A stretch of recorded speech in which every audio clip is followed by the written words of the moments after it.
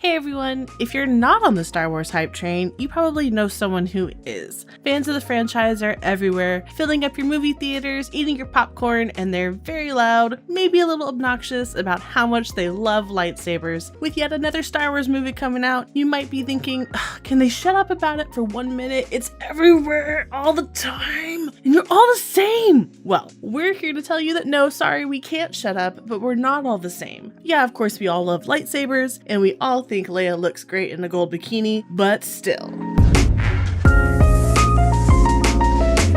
The first type of Star Wars fan is what we call the professional fan. Guess what? Star Wars is so big these days that it's almost like a pipeline production for money. You all know these kinds of fans, spoken about as if they were legends, common folk who have risen up to turn their hobby into an actual career. They're the ones selling Star Wars merch at conventions, licensed or not. They're making coffee mugs with your favorite Han Solo sayings or quirky tees with the Rebel Scum logo. And if they're really lucky, they're writing official tie-in books for the movies. Who knew that your habit of writing 300,000 word fanfics would eventually pay off? These are the fans that all other Star Wars fans envy, but beware, they may be friendly, but at the end of the day, they're also running a business. They're there to part you from your wallet in your constant quest for merch. And the second fan is that parent who saw it in theaters way back in the day and was the biggest fan of it ever. It was a life-changing event for them. They still remember seeing it for the first time, but they have absolutely no idea what's going on in Star Wars now. And to be honest, they've only ever seen A New Hope. What's that new film that's on in theaters? The Last Jelly?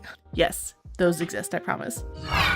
And there's also the Star Wars Legends fan. Like the Loch Ness Monster, these fans are a rapidly vanishing species of cryptids. They're devoted to an old, expanded version of the Star Wars universe that is dying out with each new movie that Disney releases. These fans have been around since the original trilogy was first in theaters. In the years between that and the prequels, they took to tie-in books to pass the time. They play Star Wars TIE Fighter on an emulator and can recite verbatim the story of Jason and Jaina Solo, the true kids of Han and Leia. They were distraught when Disney decanonized the old EU and Mara Jade was robbed. Nowadays, you'll find them commiserating over the quote golden era of Star Wars in the back of your local comic shop or writing strongly worded blog posts about how kids these days don't have respect for their elders. Was your mom or dad a hardcore Star Wars fan? Chances are they might fall into this category.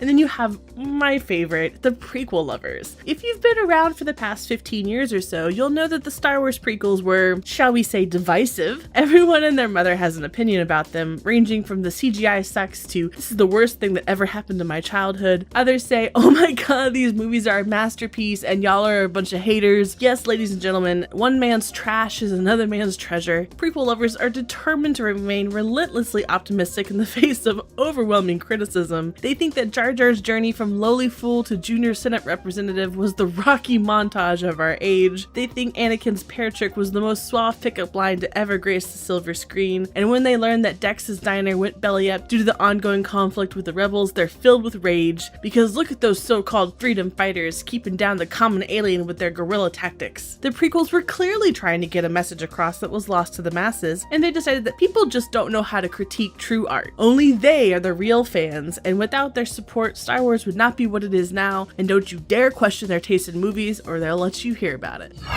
And closely tied to the prequel lovers is the so-called George Lucas stan. The George Lucas is my master. George Lucas did nothing wrong is the ongoing chant of this space opera fanatic, and they owe their fanatical loyalty to the fact that they were introduced to Star Wars somewhere between the end of the original trilogy and the start of the prequels. These fans emerged into a world where George Lucas was not an up-and-coming director trying to get his Flash Gordon fanfic made into a movie. They didn't become fans after Revenge of the Sith when the world had decided that George was old and out of touch. These fans became fans when old Georgie was at the height of his power, and they think he's a god because of it. Have doubts about shooting an entire movie in front of a green screen? Don't worry, even if the actor said it was hard to emote, the CGI was part of George's grand vision to push technology further. You think Disney is in charge now? Ha! They may have bought out Lucasfilm, but behind closed doors, George Lucas controls everything and pulls all the strings. These are the type of fans to believe in those conspiracy theories too, real Illuminati level stuff, and definitely think George is running the whole shebang. So you better worship him or risk his wrath.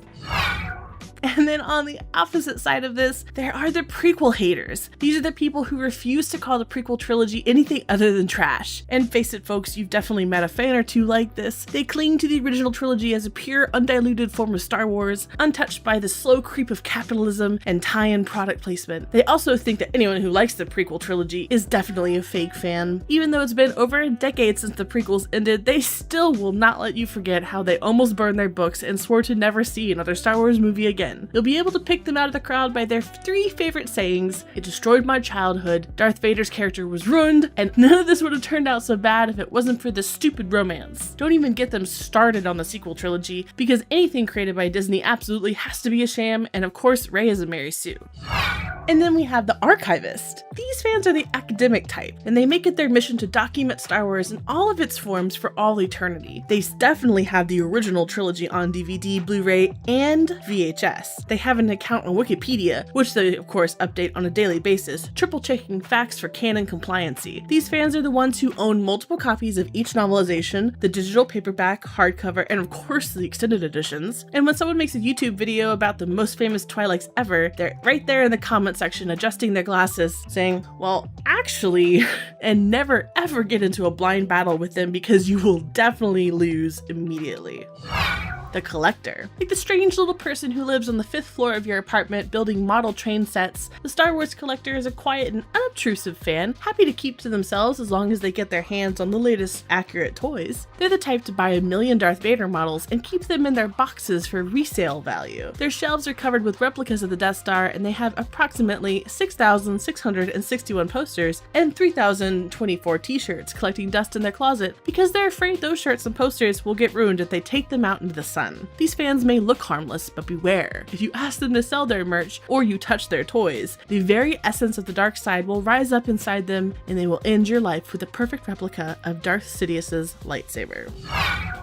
The full con experience. We all know what cons are. They're meccas for all things nerd culture. You can get autographs from your second or third favorite celebrity, shuffle up escalators next to other Star Wars fans, but the full experience fans take this 4-day extravaganza one step further. They not only want to buy the merch, they want to dress like the merch. And for every day at the convention, they'll have a different costume from one of their 1,200 favorite Star Wars characters to wear. And of course, they'll vlog about it on YouTube or post glossy photos on Instagram documenting their glamorous Star Wars life. Has the larger fandom decided that dressing up as a basilisk is too much work? Have no fear. They'll go where no cosplayer has gone before, and they'll do it in style. The superfan. So last but certainly not least, these fans live Star Wars, breathe Star Wars, and are the Star Wars. They care about one franchise and one franchise only. They're easy to pick out of a crowd because they never stop talking shop. They collect all the comics, books, and movies. They dress head to toe in Star Wars merch, have BB-8 desk lamps, Chewie Pez dispensers, and a full-size replica of a Stormtrooper suit. During their downtime, they'll make chocolate chip cookies in the shape of the Millennium Falcon and bring blue milk to work because somewhere along the line, they definitely decided they were going to prove their devotion to the series by buying literally everything. Like, everything. With their whole paycheck. Who needs to pay rent when you can sleep in a tauntaun? And that's it for the 10 types of Star Wars fans you should know about. Which kind of fan are you? Think we got the categories wrong? Let us know in a strongly worded comment below, because who doesn't like a bit of nerd rage now and then? Check out the rest of our content on our channel too. Once again, I'm Casey, and until next time, Han shot first, you fake fans, and don't you dare say otherwise.